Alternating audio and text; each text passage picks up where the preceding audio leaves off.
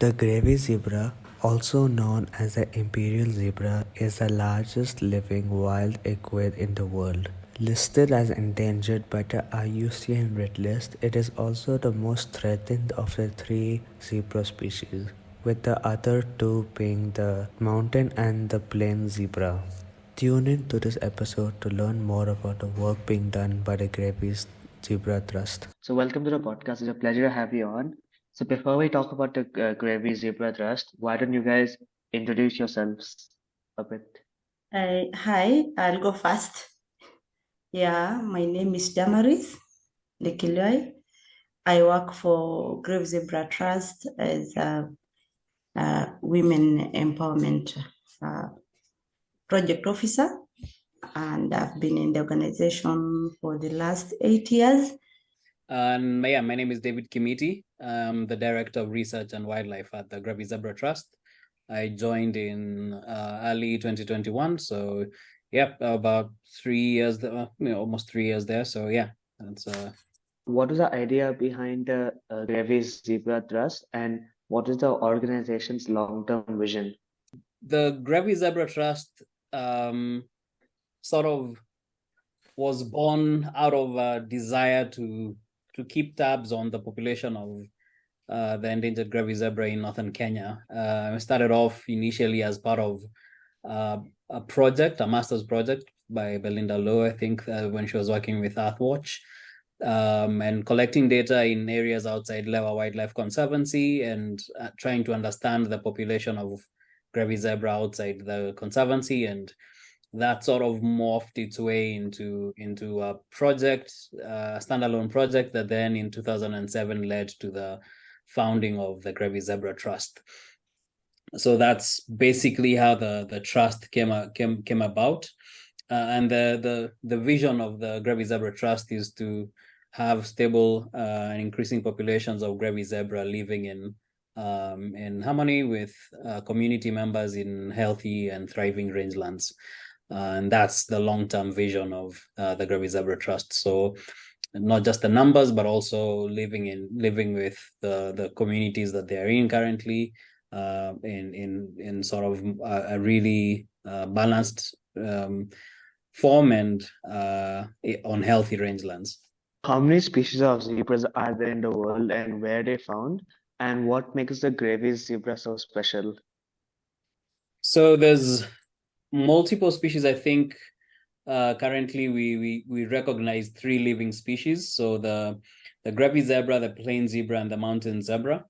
The plain zebra is ubiquitous across Africa. The mountain zebra, I think, is mainly found in the southern parts of Africa. I think Namibia is probably has the highest population of mountain zebra, and then the Grevy zebra is found in East Africa. So there's pockets in Ethiopia, but the highest population is in northern Kenya. So globally, there's around we estimate around 3,000 animals in the wild, and about 2,850 of those are in Kenya. The thing that makes the Grevy zebra unique, again, in addition to its rarity, the fact that there's only 3,000 of them, is also the largest zebra, it's actually the largest wild equid, not just the largest zebra. It's pretty striking in the way it looks. It has very thin stripes compared to the plain zebra. The thin stripes almost resemble the thin stripes of the Grevy zebra, sort of are closer to the mountain zebra than to the plain zebra, even though it's still larger. It has a white stomach and what we call Mickey Mouse ears, so really large, rounded off ears at the top. And yeah, it's a unique species in the fact that it is the largest wild liquid, and it is a rare species found in only this pocket of Eastern Africa. Can you elaborate on the Trust's research and monitoring program? So our research and impact team is primarily meant to be able to feed back to the rest of the organization in terms of what we've been able to do, what we've been able to achieve, and where that sits with regards to comparisons to our impact model. So every one of our programs has something that we call an impact model, which is basically what strategy are we aiming to employ, and how is it looking to make an impact. And so the research and impact team basically helps the teams collect data throughout the year. And at various points during the year, we're able to sit down, do some analysis with the data that we've collected, whether this is in terms of meetings, whether it's in terms of, for example, like, we have a pad production project. And so how much have they actually produced? Whether it's in terms of people in the community that we're aiming to reach with our various programs, how many have we actually managed to reach with our various programs, so on and so forth. With each of our programs, it's to the primary purpose of the research and monitoring team, or the research and impact team, is to understand our impact and feedback that into our strategy. In addition to that, we're also collecting data that allows us to develop questions of importance with regards to research, the body of knowledge.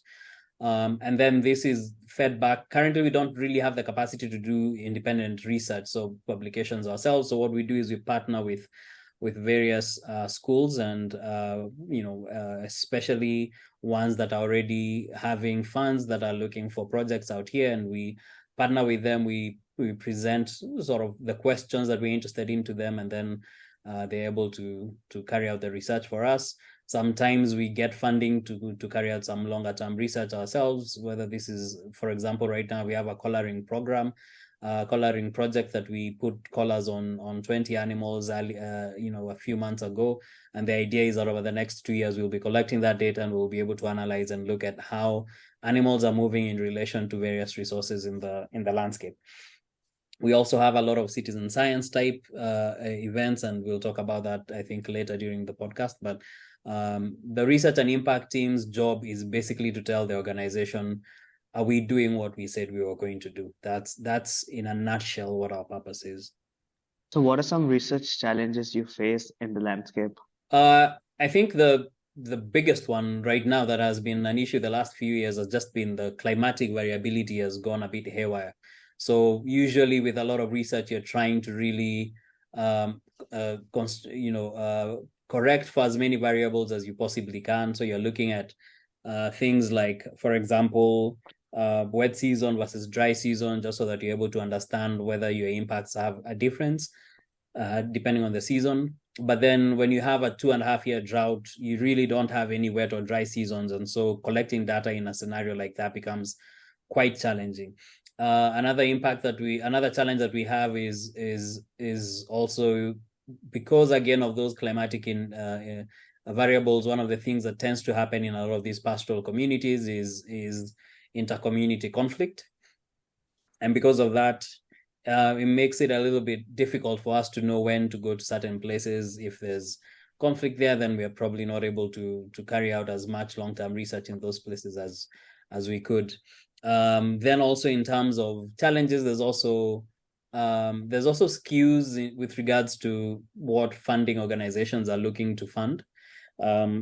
I think in the last few years, a lot of the interventions in the north have really switched to rangelands work. So basically which is one of GZT's biggest strategies is rangeland health improvement. But finding independent funding for carrying out research projects is a challenge. The other one I think I mentioned a little bit earlier is just that we don't have the capacity to carry out a lot of the research that we think is needed out here. But we also can't force those priorities on other academic institutions. Usually they come in with specific ideas or questions that they want to ask, and that is what the focus tends to be on. And then finally, I think just logistics in around the landscape. It's a very vast landscape. It's very difficult getting from one side of the landscape to the other. And if you're trying to do, like, for example, an ecological study, which requires a lot of replicates or requires you to do a lot of stratification across the landscape, then it can become quite difficult to plan that. You end up with like 300 plots. And again, be given that our primary focus is, as an organization is not research, rather conservation, then it becomes a bit hard to justify the expending that amount of resource to ask those questions. So it's finding that balance between the rigor that you need, but also realism with regards to logistics across the landscape. Trust's inspiration is Rikapu Lentiu. Who was he and how did he contribute to the conservation of Grevy's zebra? Couple is he's really an inspirational figure in Grevy zebra because he was actually he was employed as a scout in 2003. He took up the role and he really worked hard, and this led to the expansion of the Grevy Zebra Scouts program.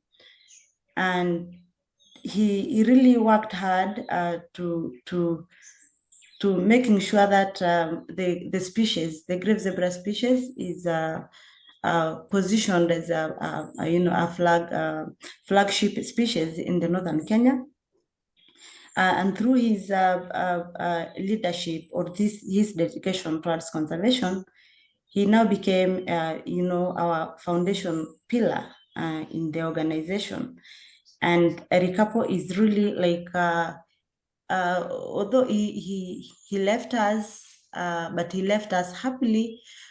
We were happy because he's like our light in conservation, because he came from the communities, one of the communities around in northern Kenya, and he left everyone now with the knowledge because of his determination as the key person in the community. He really took forward the work of conservation and the conservation awareness that now he left the community and his people very well knowing what conservation is all about. He's that kind of a person that in the organization, everyone will look up to. And I remember a couple when we had our meetings, like he had the solution to everything. When he was present, he was like, he brings us peace. Things would just work out. And that is the inspiration he left behind as to the organization, and everyone was happy working with him. He would have almost answers to everything, and he was ready just to be consulted in the organization. And through his determination, the organization now, he really made it possible for the organization to work freely and comfortably with the communities. 2009, he was selected for the prestigious Disney Conservation Hero Award. And this was really a big thing to the organization, that is the Grevy Zebra Trust organization. He really carried up the flag of the organization, and conservation really became a big thing, and conservation really sank in the hearts of the community. And even now, from he went to the farthest north, that is to work with the ambassadors. And again there, he really did marvelous, and he made it conservation possible in the northern Kenya, far northern, whereby the Grevy zebra faced the challenge of poaching, and he was able to convince that community. And again, from his home area to a far place, he would still, he would work miracles for anyone to try to understand conservation. So through his dedication, he left us like he's a light we look up to. Wherever we have challenges, you think of Rikapo, and you just see things will always work out. So that is how he left, inspiring the organization, and how things are possible with him, with his memories, now that he left us. So you earlier mentioned the Healthy Rangelands program. So why exactly are the zebras grazing habitats under such severe threat? So I was saying it's a combination of factors, what you'd probably call a perfect storm. Like I mentioned earlier, there's a lot of climatic upheaval in the region. Drought periods are lasting longer. Rainy seasons are shorter but more intense, so leading to a lot of floods. There's been a lot of infrastructure development across the landscape. There's also been a lot of restriction in movements of pastoral communities, and what all these things have led to is the breakdown in pastoral coping mechanisms against climatic challenges. Back in the day, pastoralists were able to move vast distances across the northern Kenya landscape. And this would allow different areas to get recovery after grazing had happened. And by restricting this, what then happens is that more and more people and more livestock are depending on smaller and smaller parcels of land. And it just creates this positive feedback loop that just really continues degrading land. The more the land is degraded, the less forage there is. So the less forage there is, the more the animals and people sort of really hit hard the remaining patches, which then get further degraded and so on and so forth. And so it's basically just a cycle of degradation that's being really caused by a lot of upheaval in both the pastoral traditional coping mechanisms, the breakdown also in societal structure in a lot of these pastoral communities, increase in population of people and livestock, and then also, like I said, climatic shocks that have then led to reduced forage resources, increased invasive species, as well as local encroachers that follow a degradation front. So that's basically how over time the landscapes that the Grevy zebra has relied on then become, because the Grevy zebra, most of the Grevy zebra population is in places where communities have coexisted with them for centuries. And so it's not just the communities and the livestock that are affected. The Grevy zebra gets quite affected by that as well. So how is the trust contributing to healthy rangelands? So the rangelands program GZT had very many different strategies that we had been exploring in terms of impact, but there was recognition that in the long term, the main concern against Grevy's was habitat degradation. And so one of the things that GZT decided to look into in terms of our theory of change is that if communities are able to grow, forage or keep forage in their landscapes, Grevy zebra will also benefit. And so our strategy then shifted a little bit from purely monitoring and management of the Grevy zebra population to working with communities. So GZT's program is sort of a hybridized program between the Savory Institute has a holistic land and livestock management program. So GZT's team members were trained in that, in the late 2000s, so around 2009 and thereabout, and through to about, I think, 2011, 2012. But then coming back, taking those sort of lessons and learnings around adaptive management and being able to move livestock around through a version of rotational grazing, combining that with the traditional systems of planning for grazing, elders sitting together, demarcating different areas, having a common vision for where they want to go with regards to rangeland health, and then bringing them together and basically facilitating them to move around the landscape and plan their movements, whether that's dry season grazing or wet season grazing, living areas aside. GZT also has invested a lot of work in learning sites for restoration, so carrying out pilot projects, restoring specific areas that the communities are then able to come and look at and see the landscape is actually elastic enough. It has the capability or possibility to be able to actually recover if it is managed correctly. And so Grevy Zebra Trust has really invested in that as well.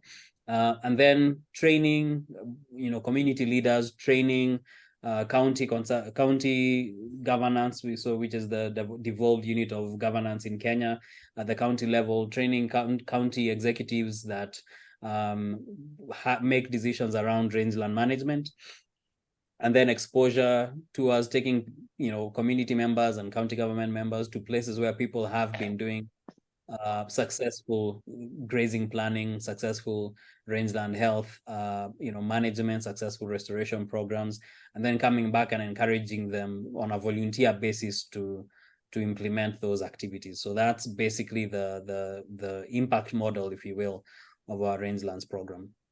So starting at the zonal level, at the very basic village level, making sure that those guys at the village level, their voice is heard during the process of decision making, because they are the ones that are going to have to implement it, whether or not the county or the conservancy or the location or whatever it is comes up with ideas. The people implementing are the people at the villages. So GZT is working with the people at the villages, bridging that gap between sort of the top down policies versus also the bottom up sort of implementation strategy.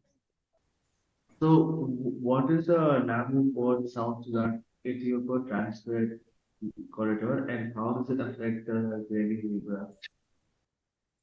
The Lapset Corridor is one of the flagship development projects for the Kenyan government. I think as part of Vision 2030, which was a strategic plan for the Kenya national government, looking to develop the north especially, which has been marginalized and neglected for quite a long time. So the Grevy zebra, the Lapset Corridor is basically comprised of a road, a railway, pipeline, as well as power delivery. And this is from the port of Lamu on Kenya's coast through to South Sudan as well, and then one branch also moving to Ethiopia. So that's why it's called the Lapset Corridor. And the way it cuts across, it basically cuts the north in half or in thirds, because it's one road, that it's one sort of a line that then gets split in two, and it's linear infrastructure, meaning it's very much on the surface and is dissecting different landscapes. And the way it's affecting the Grevy zebra is because it's cutting through the heart of Grevy zebra land, both in Isiolo and Samburu, which are the sort of the core areas that GZT works in, as well as Marsabit up north and Turkana to the northwest. And the main thing is by restricting movement, by sort of breaking up corridors that Grevy zebra have been using, sort of increasing the chances that they're going to be, there's going to be more accidents, people hitting Grevies, because this is a very high-speed highway that's being constructed as part of this. It's also affecting the Grevy zebra by encouraging sedentarization, so settling along the Lapset Corridor and creating sort of urbanized areas in places where there was open landscapes, which is likely to lead to human-wildlife conflict, as Grevies are looking for pasture and water, and they end up coming across homes and towns in places where there were none a few years ago. And then finally, also through the propagation of invasive species along the corridor. This is something that's very well known across the linear ecology world. The linear infrastructure tends to come with a lot of invasive species. And this, our area is not unique in this. We've already had a lot of different species that have really spread as a result of linear infrastructure. We have Mathenge up north, or Prosopis juliflora up north. We are lucky that so far we haven't yet had Pathenia. Pathenia, I think it's what it's called, which is what is happening in the Nairobi National Park as a result of the developments there. And so these are some of the threats that we are looking at as a potential issues that the Lapset Corridor might bring. So the Lapset Corridor is obviously very much needed by the communities in the north, because again, they've been marginalized for so long.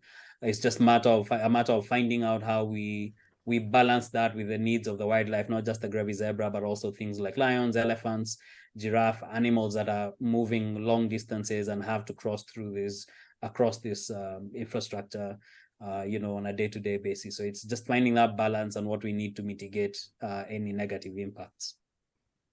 So how is the trust working towards mitigating these negative effects? One of the biggest things we have is we do have an infrastructure and biodiversity program, which is now, I think, transferring to or being remodeled to become the Grevy Zebra Landscapes program.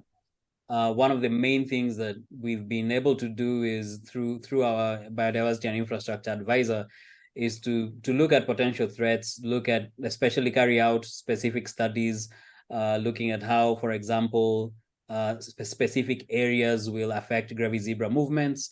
We were able to with some consultants carry out a resistance modeling project that we were able to see just exactly how the Grevy zebra movements are going to be curtailed by the different infrastructure development. And some of that work actually led to a portion of the pipeline being rerouted away from a critical breeding area in one of the conservancies we work in.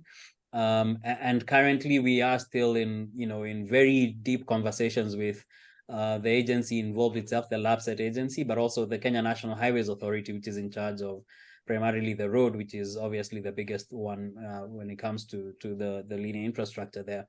And then also being able to advise, Kenya Wildlife Service, the Wildlife Research and Training Institute, these organizations that the government relies on to talk to them about potential risks and challenges to wildlife, making sure that they have as updated information as possible. Really doing the research on different mitigation methods across the world. We've been co-conveners of ACLI, the African Conference on Linear Infrastructure and Ecology, and just bringing people together, practitioners across the world, and building a body of knowledge in terms of what exactly we are offering with regards to mitigation measures, because we can't stop development. And so GZT has really been at the forefront of being able to talk about mitigation and not just sort of complaining about what the issues are, but actually trying to find solutions and middle grounds where we can do this. And as our biodiversity and infrastructure program, which is a joint program with Awas Alliance, as that continues to develop and evolve, we will continue being able to provide more and more cutting edge solutions to the government and the agencies involved. So in areas where the plain zebra and the Grevy zebra's range overlaps, there's been cases of hybridization. So why is this an issue for the conservation of the Grevy zebra? Hybridization tends to happen really where there's a lot of Grevy zebra males and a lot of plain zebra females, and there's a scarcity of Grevy zebra females, and this tends to be where males, especially territorial males, have set up their territories in areas that the females have then moved away from, but then the plain zebra still remain. So logistically, it can only happen when a Grevy zebra stallion mounts a plain zebra mare. That's the only way that hybrids can form. And so they tend to happen in those areas where you have sort of the very edge of the Grevy zebra habitat, where not a lot of females are going, but maybe some males have gone there to carve out territories for themselves. With regards to threats to the conservation of Grevy zebra, it's very low risk. One, because it's not really happening the other way around. So there's not a lot of plain zebra males mating with Grevy zebra females, which is where it would actually become a problem from the population perspective. The other way around, it's not that common, and it is not really a challenge to the genetic drift or the genetic strength of the Grevy zebra populations that we have. So it's something that we take note of. It's something that maybe is an indicator in terms of maybe that area isn't very flush with Grevy zebra females or female groups, but it's not really something that is at the top of our list in terms of threats to Grevy zebra. There's other threats that are a lot more important than hybridization. Could you just talk a bit about the Grevy Zebra Scouts, Ambassador, and Warriors program? Among the programs, as mentioned, is the Scout program, Ambassador, and Warriors. And the Grevy Zebra Scout program is the first or the pioneer of the programs, and it was established in 2003. Actually, the first scout being the late couple, as I mentioned earlier, and this program now grew and expanded expanded to 7 communities, whereby we have 29 scouts, most of them ladies, women from the local communities. And their role or their main duty is to collect data of the species and provide data. That is where they provide data of the demography of the species, trends of, and this now we'll be able to know the population. So through this Scouts program, they will be able now, they'll be able to collect the data of the species in their villages. They have the data sheets and they work to be able to monitor grevies from their local villages. For the scouts, and this also, through their work, they'll be able to monitor the health and the health of the grevies. So apart from the population, the demography of the species, this also they can be able to provide the knowledge about the species, the health of the species. And these are through their programs. We have the conservancies that we partner with, the community conservancies, and through their data, this has led to successful establishment of the partner conservancies. So our Scouts program is actually the pioneer, and it really opened up to the knowledge of the species, and it is beneficial both to the organization, Grevy Zebra organization, and also there's a lot of sharing of knowledge in the community, because the scouts live in the community and they also share, and other people be able to learn what they do. And also they have this platform of creating awareness to the community, and it's like now giving more knowledge to the community to be able now to support in conservation of Grevy zebra. So that is basically what the Scouts program is all about. And I don't know that Kimiti mentioned that through their data, it's actually during the lab set, they were able to, through their long-term data collection, there's the redirection of the route of the lapset corridor, and were it not for this data, it would maybe cut across where the core area of Grevy zebra. So basically, that is what our Scouts program is about, and I will let you know, pick from for the ambassadors and the Warriors program. Thank you. Yeah, thanks, Damaris. And yeah, thanks for highlighting that it was the Scouts data that led to the rerouting of the pipeline. So yeah, the other programs, 2 programs in terms of monitoring is the Grevy Zebra Ambassadors program. This was also modeled on the Scouts program, but in an area that we work in that there is very sort of security is quite a big concern there. This is called Elbata, and sort of centered around Baragoi in Samburu County. This program was started in 2007, and the objective was to protect zebra from poaching and displacement, collecting data like the Scouts do in order to understand, and then through that inform local conservation strategies, and then finally just also engage their communities in education and sort of awareness around the Grevy zebra, being champions for that. So that's what the ambassador program does. They're different from the other programs we have in that they're actually trained personnel. They're closer to rangers than any of our other teams. Some of them are actually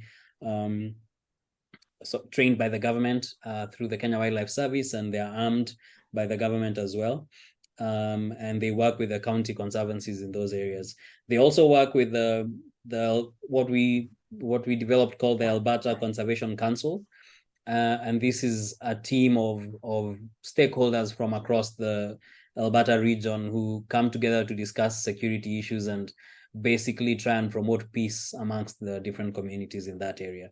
So they work very closely with ambassadors on that. Then the last sort of big group of our teams in the field is the Grevy Zebra Warriors.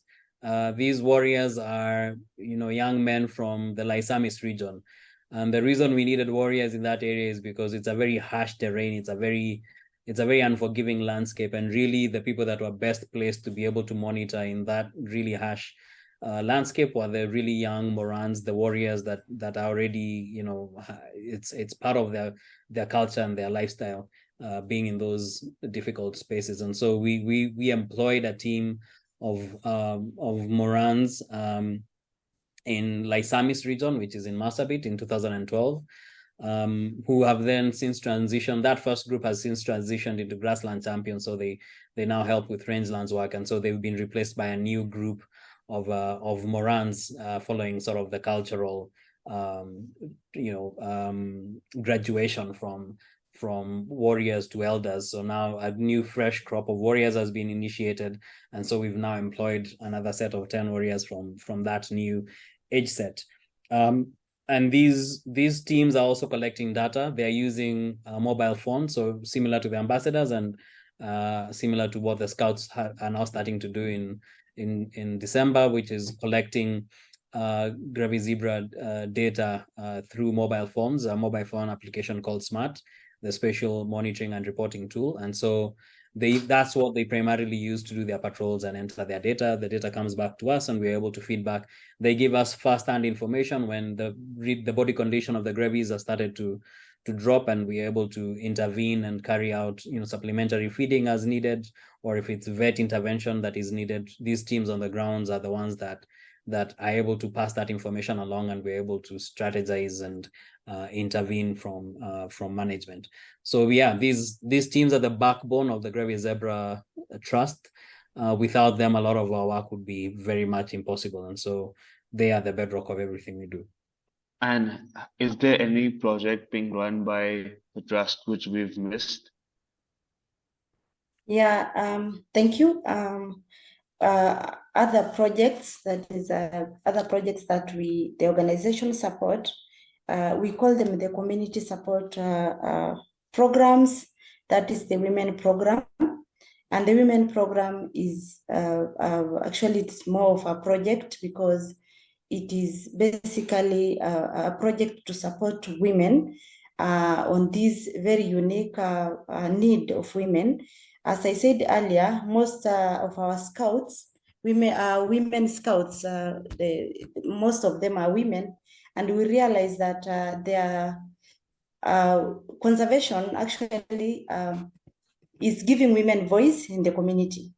And by giving them voice, women are able now to realize other challenges that they have, like, in a healthier way, or, of managing their menstrual health. And by asking women, the local women, like, how do you help yourself? So like, how do you assist yourself during your menstrual health and menstrual cycles? And they openly just say, we don't have an option, because actually specifically in Samburu culture, it is not mentioned because it's actually a problem that is not affecting men, as we, this is actually a patriarchal society. So when our scouts go out there to collect data during their cycles, they don't have an option. So that is led to the birth of the reusable sanitary pads project, whereby the community selects women, like, in a meeting, women leaders that can speak for others, and we give them an opportunity to train in tailoring, whereby we provide them with sewing machine, and we train them on how to make a reusable sanitary pad. And this pad is a zebra striped pad, whereby we connect it with the knowledge of grave zebra, that every woman there or every girl that uses the pad now understands the threats of grave zebra and how we can come together during the organization to be able to support, for example, giving reports of mortalities and just any other report out there, because women are herders and mostly in the wild, and they interact with the species. So by providing the pad, we connect the profession or the benefit of the pad to the now conservation by giving them the conservation knowledge the grave zebra. So now we have 10 women in the community, and we have a working unit whereby 2 women sit there and produce pads, and other women are able to access the facility or the working space and be able to get a reusable pad that they can use for 1 year. And we also provide health education and reproductive health education during our community meetings, which are also led by these 10 women that are provided with the knowledge on how to lead the meetings. And in every meeting, there is now the knowledge of all the programs of Grave Zebra and all the knowledge of the organization. So by providing them, we also provide them with it's a platform really to provide a lot of knowledge on conservation. The other program is the bursary program. Communities that coexist with the grave zebra, both in Lysamis, where we have the ambassadors and where we have the warriors, we find they have challenges. Like you could find a bright student from a humble background, and yet it's like grave zebra really reaches to the interior of the communities, and it is like they approach for support.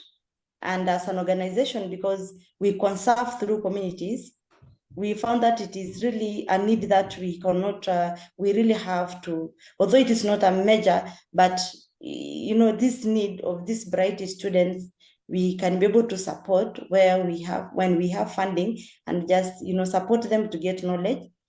And the end goal of the program, the bursary program, is for the students now to get the knowledge and be able to go back and serve those communities, because they are really from very remote areas.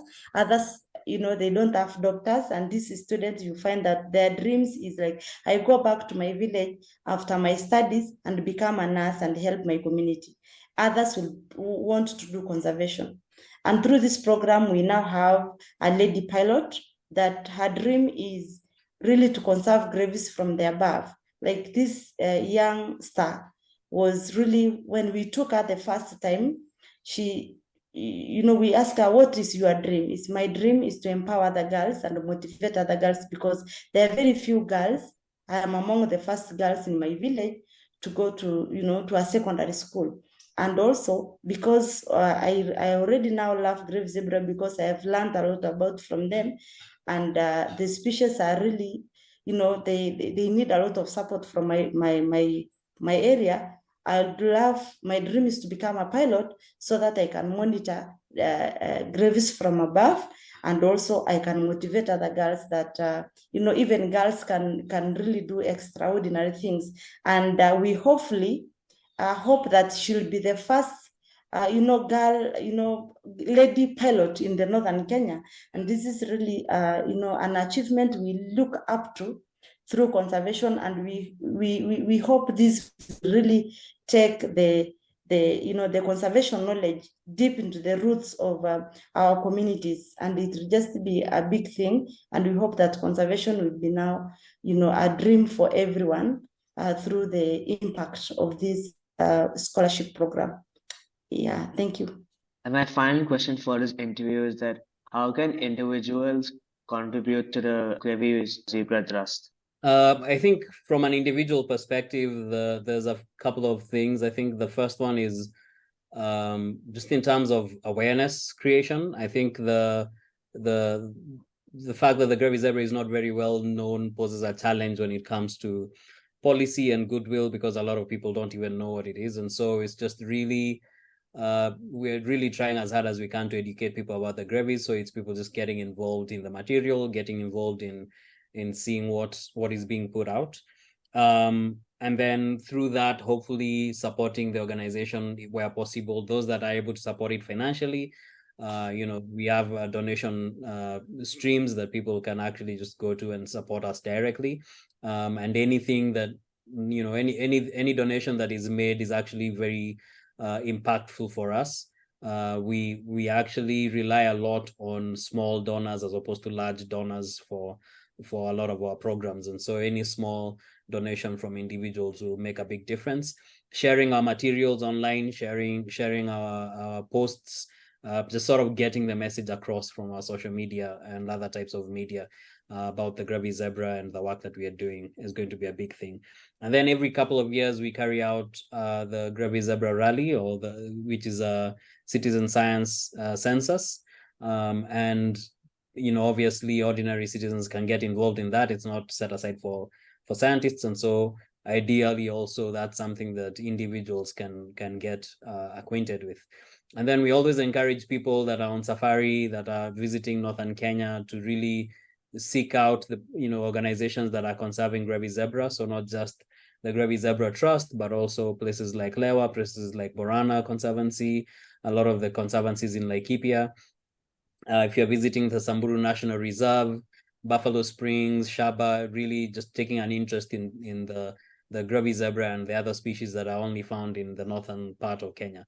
And so really from an individual perspective, those are the main things that we feel people can really get involved, ways we feel people can really get involved with. A lot of it is just mainly education.